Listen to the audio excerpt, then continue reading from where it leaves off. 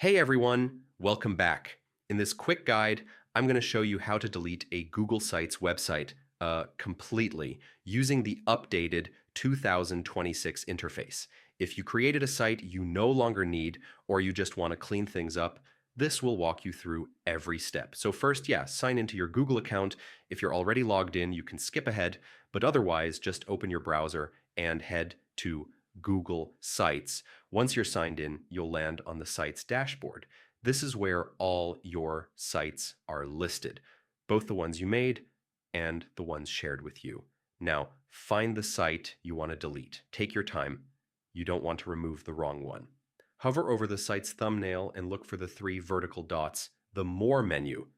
Click those three dots and choose Remove. Google will move the site to the trash instantly. It's not fully deleted yet. It just moves out of your main list. To delete it permanently, you'll need to go into your trash. On the left sidebar, look for the trash section right under Owned by Me. Click it. In the trash, find the site you just removed. Hover over it, click the three dots again, and select Delete Forever. Google will ask for a confirmation. Just hit delete if you're sure. And once you do that, the website is gone permanently. If you delete a site by accident, you can restore it from the trash, but only if you haven't permanently removed it yet. Just click Restore from the three-dot menu, and that's pretty much it.